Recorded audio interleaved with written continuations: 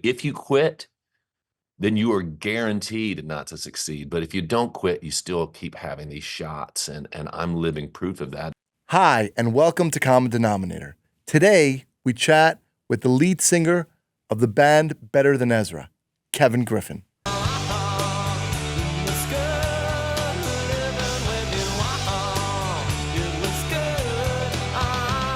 Kevin is a prolific singer, songwriter, and producer.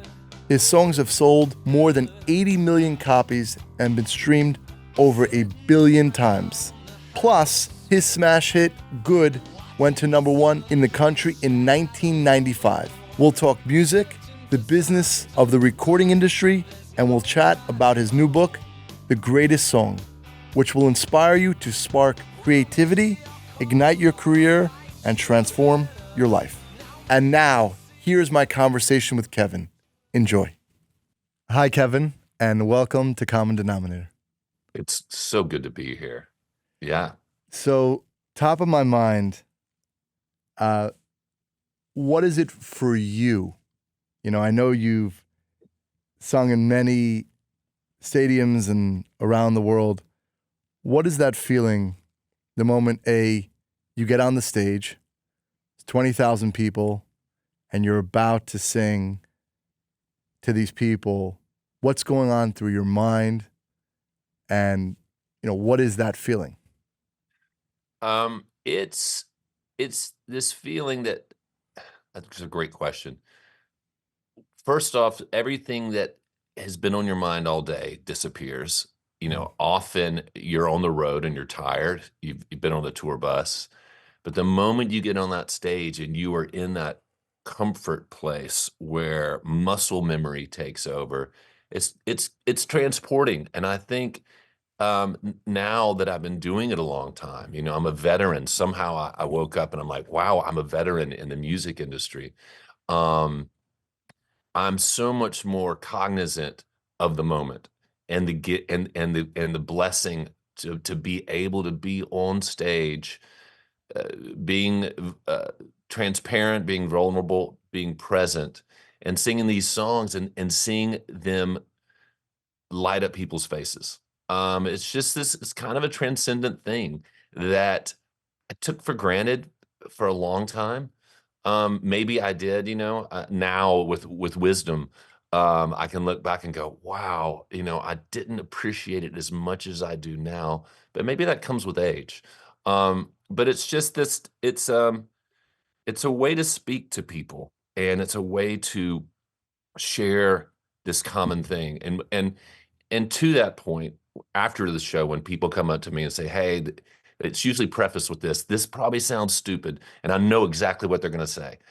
They'll tell me a moment in their life that a song means something to them, and I'm like, "Hold on, don't say that, don't preface it with that."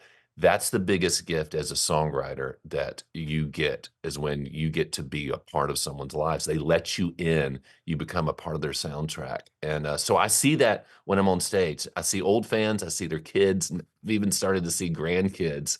So, it's a spiritual thing. It's a lot, and then there's sometimes, Moshe, when I'm singing a song and I'm like, "Oh, fuck, I gotta do laundry tonight or I'm Wow. screwed tomorrow." I'll be 1,000 miles away off the stage. Wow. I mean, I think, what would you say makes a great artist, um, and then maybe a good artist? Like, Hmm, in other words, what takes them, take the top 5, singers in the yeah. world today? What is that X factor? The X factor is drive, I think. It's simply not quitting, because the people that are at the top of their game in the music industry or in any industry, they're not the smartest person in that business. They're not the most talented. They're the person that, through all the ups and downs and the twists and turns and the defeats and the accomplishments, they just didn't quit. And if you look at somebody as gifted as Elton John and you know his story, or Freddie Mercury, or you go way down the line, Better Than Ezra in my story, I just didn't quit. And the more people I know in this business, it didn't come easy. So if the given is that you have talent, and drive and just a tenacity, that at the end of the day, the people that don't quit, if you quit, then you are guaranteed not to succeed. But if you don't quit, you still keep having these shots. And I'm living proof of that. And that's where the rubber hits the road, I think, with all great artists. And I know also you help write songs. You're a songwriter Right. for other artists. How does that, from a creative standpoint, how does that differentiate between actually being the artist? Like, in other words, that transition. Um, well, it all happened when in the early 2000s, when after being the sole songwriter in Better Than Ezra and having 3 albums that did really great, and being almost a household name, we almost did Saturday Night Live. I got dropped. I had this moment Mm, where Better Than Ezra, 7 years into our career, went from being, a platinum selling act to just another band, um, without a record deal. And I was in my 30s, and it was a punch to the gut of my ego. And I had to make a choice. Do I go to law school like I was going to do after mhm, college? You know, um, but I decided to stay with music. But these words that my father always would say to me, he would say, "Kevin, nothing changes if nothing changes." And those words are reverberate always in my mind. It's so simple. All those simple phrases that I roll my eyes about are true. And so I started looking at my career and like, okay, what are my peers who are continuing to be successful? What are they doing? What are they doing that I'm not doing? And I started looking at back in the day at Max Martin, the big producer, who had done Britney Spears and NSYNC, and today does The Weeknd and Dua Lipa, and who's still crushing it. And then also at different business people, and the first thing that I realized that I wasn't doing, and it demanded that I check my ego, was collaborate, was start working with other people, um, and it became the bedrock of what changed my life and changed my career and got me writing with other people. That moment happened in 2003, with, of all people, Meatloaf, mm. the legendary musician, Rock and Roll Hall of Fame, 120 million albums sold, uh, was in or the original Rocky Horror Picture Show, and Fight Club. Unfortunately, it wasn't Brad Pitt who I collaborated with first. It was Meatloaf, but that changed my life. And it's a different exercise because suddenly I'm not the artist. I'm serving the song, and I get to put on the hat of somebody I'm working with. I kind of do a deep dive when I work with somebody. I see, I listen to their music. I even go on their Instagram and see what they're into right now, and so I try to make what they do better. And it's a bit of a therapy session. You hang out, you see what they're into. I come prepared with song ideas, but I'm always ready for. Hopefully, they come with ideas. So I have to put away the artist hat where I'm the focus, and it's really freeing because when I'm writing just a song and it's for somebody else, um, all those things that hinder you when you're thinking about yourself, your ego, is this cool enough? Am I repeating myself? Don't get in the way. And the songwriting process is a lot freer and pure endeavor. What do you think, so you're riding on this wave, and I think of every success, and I've talked about a lot in the show. There's ebbs and flows.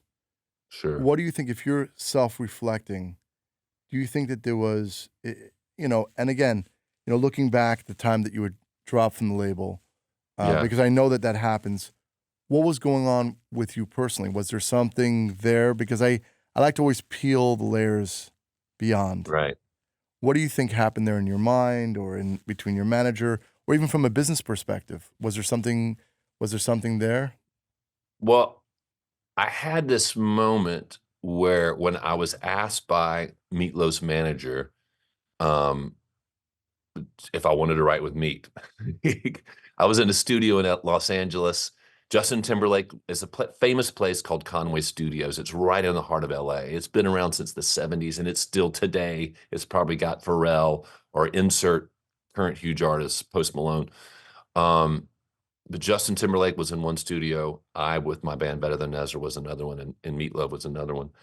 And and Alan Kovac, a very famous manager, huge acts, said, "Hey, Meat heard a song and he wants to write with you." Um, and my first instinct was to say no. And then those words, my father's words, "Nothing changes if nothing changes." And I was like, okay, I decided to collaborate, and it went great. And then I wrote with some other of his artists. They were all heritage artists like Blondie and Barry Gibb. But at one point, there was something that Alan Kovac told me. He said, "Kevin," he was a very frank guy, a maddeningly so frank guy. And he was like, "Hey, I like you. Look," he goes, "I got all this. Look what I got. I got management. I got publishing. I got real estate. I got all these things. You got one thing. You got Better Than Ezra. You need to diversify. You need to put yourself out there. You need to, wear different hats, different irons in the fire." Um, and that made a big impact on me. So I had just like a mindset shift around that time. It was this eye-opening thing because that first song I collaborated on did nothing in the United States. It became a hit worldwide. So in short order, I was doing better financially writing for other people than I was doing with Better Than Ezra. And so that was kind of a moment where I had to just I was like, okay, I realized that my goal was to have a 30 plus year career in music to be successful. And often we think it's one route. When we put more irons in the fire and different things we're doing, it's often that iron, that route we thought was going to fizzle out, that actually gets us to that end. And I kind of preach that to different younger artists I work with. I was like, don't limit yourself, It- don't dilute yourself too much, but put on different hats, push yourself, have intent with what you're doing, and you'll be surprised at where those different irons, those different fires take you. and I want to let you know that I know for me in my business journey, because you got to be able to make a living and you got to be able to support the people you love and care about. The things that I put my work into, my energy, 90% of my energy, I'd say, usually don't work out. It's usually in the strangest places. That is how the universe works. But you're on this train and you're doing what you're doing, Right. and right. So it's like, and I love that you're saying that. You're gonna drop your ego, and you have to humble yourself in business. And the number one thing, right, in the business of making music, Mhm. it's basically you're gonna do and pivot, and you're gonna do whatever it takes, right? And I love that you're saying that because that's a common thread of what success looks like over a long period of time. You never give up, so you're you, but you look and see and drop different rods, into the water, Yeah. different hooks into the water. A friend, it gets brought up a lot, ego, checking your Mm, ego. A friend of mine, and I speak about him in the book. I gave him the name Shane Sawyer, but he is the Sam Elliott of Nashville, good looking guy in his like early 60s, always wears head to toe denim. We call that a Tennessee tuxedo. And he talks like this. And mm, one time he told me, he went, "Kevin, my ego is not my amigo." And mm, I was like, "Shane, that's brilliant." But ego is the thing that tells me, um, my song should have gotten on that record. The other ones suck. Ego is the thing that tells me, don't listen to new music. Don't try to be re-inspired. Don't put yourself out there. What you're doing is better. It limits me. And It seals me off. And when I let go of that, I become teachable, Mm. and malleable, and all those words, nimble. And that's where I get it. That's how I get inspired. I'm just kind of something I talk about in the book, and is filling the well, and it's this idea. It's really just continuing education. I like to think of, like, inspiration and creativity as residing in this kind of finite well. And when you're young, it's full because you've experienced everything for the first time. You're growing up, your relationship with your siblings, your parents, for your first love, your first heartbreak, the music you listen to, your education. And so you're just regurgitating it out, in those early years in your career. But as you go on, you have to have intent. You have to seek out inspiration, and it's something that I talk about in the book. But I also talk people tools on how to continue to know the business of your business, to embrace the success of your competition. All these things, again, are contingent upon checking your ego. Well, tell me about, 'cause I love that idea. Seek out your inspiration. I think every person, no matter what they're doing in life, Right. if you're self-aware and you're on your own journey, you know yourself, and you're going down this journey, what is tools, practical tools to seek and actually find that inspiration for you? In other words, like, what are some examples, Well, and practically how to do that? oh yeah. So the cool thing that I realized when I was asked to speak at a friend's YPO group years Mm, ago was that the same things that I do in music that I've learned to do, these 5 things I talk about in the book and when I speak, are the same tools that everybody uses in business or should use in business. But I was able to couch it in the world of music, mm, and people find that interesting and it's sexy. And I get to tell fun rock and roll anecdotes and play mm, some songs. But like you said, a practical thing for me, filling the well, on the creative side, what in your industry is the thing that initially gave you passion and mm, sparked that interest, in whatever it is you do. For me, it's music. So how do I continue to be re-inspired? I'm always, when I'm in my gym, in the garage, I've got the Spotify on New Music Friday. I'm listening to all these new songs, and I'm like, with invariably some song comes on that I've never heard, and I'm like, wait, who is that artist? And then I take a minute and I go to the 3 little dots out to the side of the song that you can do in Spotify or Apple Music, and I click on the credits, and without fail, I'll know somebody who wrote that song. And so after I work out, I'll hit them up like, "Hey, I didn't know you wrote with Ray, who's this really cool British artist that's just nominated for Grammy's Best New Artist." And they're like, "Yeah, man, she's in town.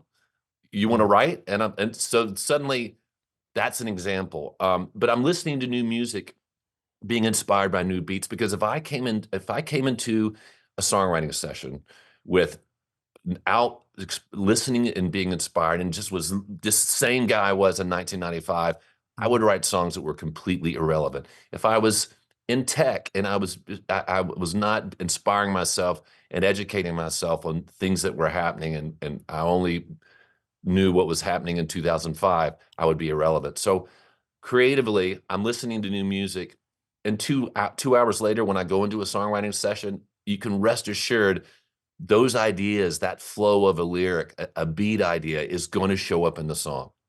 But then it's also, besides that, it's also knowing the business of your business.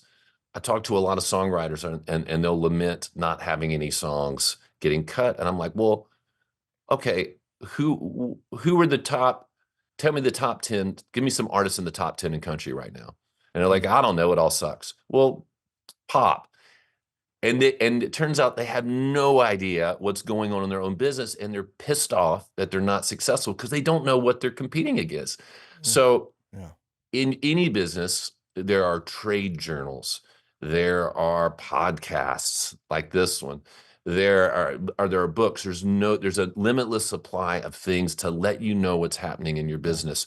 And the people who are up to date with what's going on in the business. So you've got the creative side covered, right? You're being inspired, but knowing the business, your business, because the people that can connect those dots to get that great idea, that great song to the finish line are the ones that win. Here's an example. Last year. I was in London to see the Saints play the Vikings at Tottenham Mm. Stadium. I'm sure somebody who's British, I just butchered that pronunciation. But every time I go on a trip to the beach or anywhere, I make sure that I'm writing, so it's tax deductible. But I was over there and I was like, I'm going to get a songwriting session. Um, and I got a songwriting session with these two guys, a guy named Martin Tereffi, who's written huge songs. He co-wrote and produced "I'm Yours" for Jason Mraz, and had current hits as well. And we were writing a song, and we when we finished it, we thought like, oh, this would be a great Dua Lipa pitch. Mm. And I'm like, do you guys know anybody with Dua Lipa's label, Sony? And they were like, "No, man." And then on the way over here, I had been reading Hits Daily Double, which is an industry trade magazine, and I saw that a guy named Nick Gatfield, he's a legend, executive in the business, had left Warner Records and had moved to Sony. Now I'm super tight with Nick, and he lives in London. So I was able to, after the session, I was able, because I had filled the well and Right. educated myself and know what's happening in my business, I was able to say, I can hit Nick Gatfield, who is now at Sony, where I used to know no one there, and get him this song and go have lunch with him at Soho House, and try to deliver a song, at least get it to the right person. That song did not get cut. It actually got cut by another artist. But the point is, by just knowing the business of my business, Right. and then being and continuing to be inspired in what's happening in my industry, I'm just giving myself a leg up and giving myself every opportunity to have success.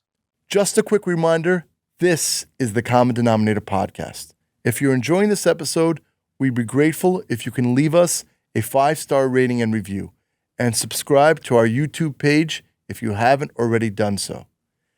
Thanks so much. Now, back to the show. I saw Taylor Swift had 8 months. She had over $1 billion of sales of her tour.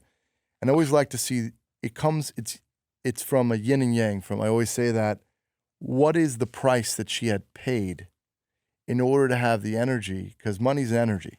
And that's what we have to Right. send in all different types of business. And then she had this wide-ranging time interview. And in that, she said two things. And I think of it about the price. When Kim Kardashian came out and edited, this, her voice and whatever it was, and really, really took her for a shock, she went and picked up. Imagine this, right? How, everybody has their reaction to things that are happening in the world. Right. But she moved to another country for a whole year and didn't trust anybody, didn't speak to anybody. She's writing there. Then shortly after there, her sworn enemy, Scooter Braun, ends up buying her rights, right? So you think of Oh, yeah. how low, right? And that's what people have to realize. You want to get here. In that is ebb and flow. And then to your point, never giving up. That is the real story. Opening the curtain, peeling behind. That is actually what happens every single successful person, whatever that price is. It's really amazing because we like to think that on the outside, it looks like that person always had success Mm-hmm. and crushed it. When the reality is, when you pull back the curtain, like you said, you realize, man, there were just it was tons of failure and low moments. And there's that saying that you live life on life's terms, Mm. and life is not always easy. And just when you think a wave has come along and knocked you on your ass, you better get ready, because a bigger one's coming at some point. And then you just gotta get up, dust yourself off, say, well, that happened. But there's a great saying, it comes to pass, it doesn't come to stay, which I Mm. love. And I just dust myself off. I'm like, okay, I'll keep going.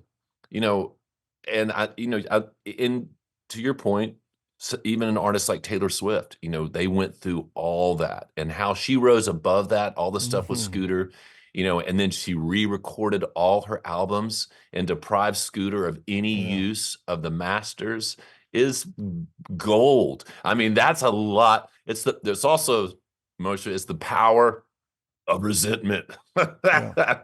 which usually I would say in my life, I always let resentment go. As Carrie Fisher said, resentment is like drinking poison and waiting for the other person to die. Yeah. But maybe in Taylor's case, it fueled the fire. I'm also really impressed. I mean, I almost bought a drug and alcohol rehab facility, and Right. I did a lot of due diligence on the stats, and I know I you've like been that. I almost bought a drug in rehab. drug and rehab, right? And right, and the business of it. I did due Yeah, diligence. My main business is real estate, but um, and the stat is actually really low of people staying sober for a longer right. period of time. And I'm really proud of that for you, over 10 years staying sober. What would you say Yeah. to give advice to to people that are fighting addiction? What would you say is like a key tip? A key tip. Well, what I found is that everybody is on their own journey. Um, uh, in when it comes to addiction, and that's what's hard for family to watch. To ultimately, that person has to reach that point in their life where they say, "I'm sick and tired of being sick and tired." Hmm. For Yeah. me, it was the realization that my will and my ego had brought me to a certain place in my life, and then it quit working. And I'd already kind of done that with professionally. When I quit drinking, the I was having massive success. You know, Mhm. it wasn't like everything was falling apart. There was plenty of wreckage, I would say. But I just got to a point where like I don't like this I love everything in my life. This I don't like.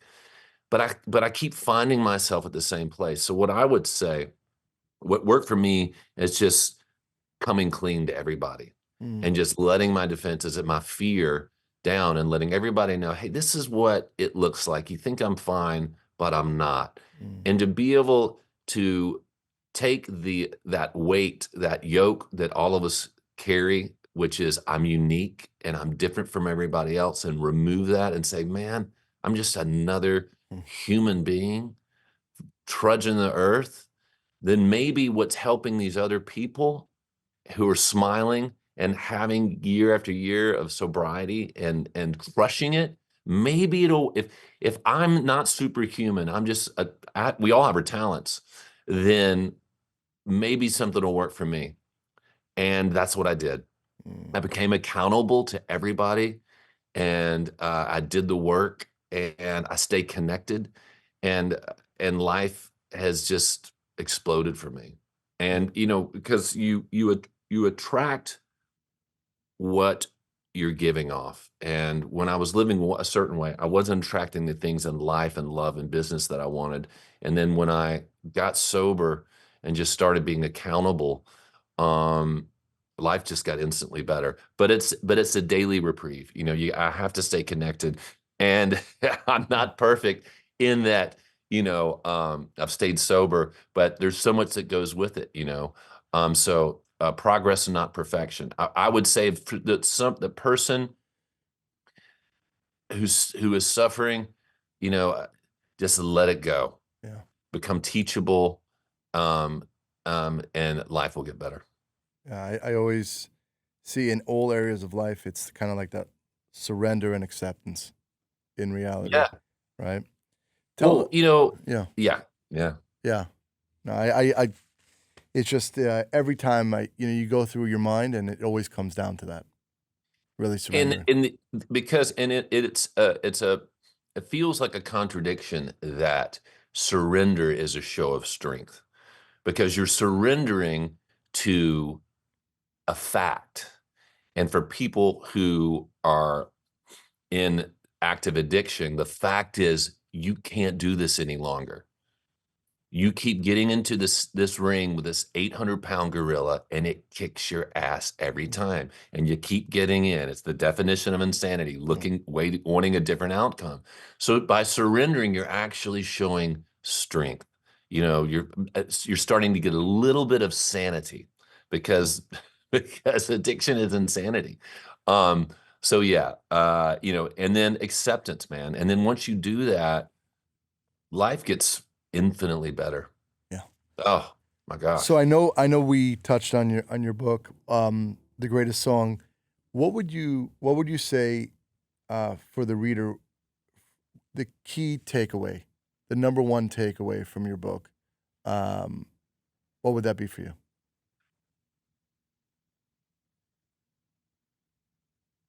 The key takeaway is to stay curious, Mm, stay inspired, seek inspiration, drop the ego, but stay curious, and the final thing, the fifth thing that I talk about, and it's taught to the protagonist Jake by the enigmatic billionaire who is in the story, Sir Daniel Smith Daniels, and that was tongue firmly planted in cheek. It was a Spinal Tap reference, but it's dare to be stupid. And the people who in the music business, um, and in business, who continue to put themselves out there without a filter and think crazy thoughts, are the ones that continue having success. The songwriter in the room who just throws crazy melodies out there and doesn't second guess himself is the one who just continues having success. There's that saying by a great educator, Sir Kenneth Robinson. He was still has one of the biggest TED Talks ever. That you'll never come up with anything truly groundbreaking unless you're prepared to fail. So stay mm, curious, be silly, put yourself out there, continuing, you know, we're all born artists, but the challenge is how do you stay an artist as you grow older? That's a Picasso quote. mm, Rick Rubin says we're all born artists, and then the world, uh, for the rest of your life, tries to beat it out of you. Stay childlike, stay yeah, full of wonder, and hopefully in the book, I give you tools, practical tools on how to do that. I really love that, Kevin. What's something that you're grateful for in this moment? I'm grateful for family, Mm, especially this time of year. Um, it's at the it's such a cliche, but none of it matters. mhm. None of the other things in life are hollow if you don't have people to share it with and loved ones and that family. So I'm grateful for family. I see in your energy, it's really congruent. Yeah, eventually you come to that Yeah. place. I've been having a What are you grateful for, Moshe? well, I'm exactly going to tell you that because I've been having a little health issue for the past couple weeks, and I spent the night in the hospital. Actually, I'm good now, Oh, um, but that's all I thought about. Exactly, family. Same family. way. Yeah, Oh, being with when my you wife have a and being with health my kids. Yeah. when you have a health issue, it brings it home fast, Yes, it does. you know? Yes, it does. And then you begin your journey, your next stage, whatever Yeah. that's going to be. And then Because money. And then I'm grateful for money, Moshe. But before that, that's right. no. No, so take care of the things that and the people you love and the things that you got to do. Yeah. Definitely. What's something about you that people don't know? I'm left-handed. Mm. I play guitar right-handed, so you would never know unless you saw me throw a ball with my right hand. I'm left-handed, but I'm ambidextrous. So anything that takes two hands, like a guitar or golfing or a bat, I'm left-handed. I'm right-handed rather. Writing, throwing, pickleball, left-handed. Oh, Pekka. Yeah. Yeah, beautiful. So, if people wanted to follow you, get your book, um, learn more about you, how would they go about doing that?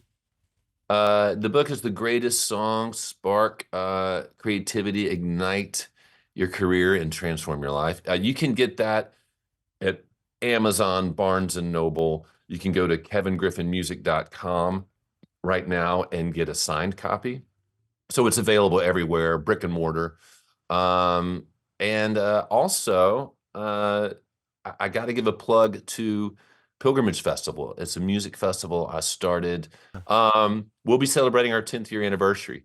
It's in Franklin, Tennessee. You can go to pilgrimagefestival.com. In the past, we've had Justin Timberlake, the Foo Fighters, Killers, Chris Stapleton, Zach Bryan, Lumineers. Next year, the 10th year, will be amazing. It's the third week in September, and it's a great time to be in Nashville, Tennessee. Yeah, it's on my list. I have a lot of friends that are spending time in Nashville. Oh, Yeah. Nashville is on fire right now. Yeah. If you come, reach out to me. I'll give you I will do a 48-hour must-see trip. I appreciate that. Yeah, definitely we'll reach out. Well, thank you, Kevin. Really, much success. Enjoy your family, enjoy your music, and only good things and success in the book as well. Moshe, thank you so much, and congratulations on the success of the podcast. And here's to health and happiness and family Thank you. in the new year. Hope you enjoyed my conversation with Kevin. Next week, I'll speak with Jason Goldberg. Jason is a global keynote speaker on future-proof leadership and is a mental performance and leadership coach for changemakers and CEOs. He is also the author of the #1 international best-selling book on self-leadership entitled Prison Break. Please subscribe to our YouTube page so you never miss an episode. And if you're currently listening to the show, we'd be grateful for a 5-star rating and review. Have a great day, and I'll talk to you again soon.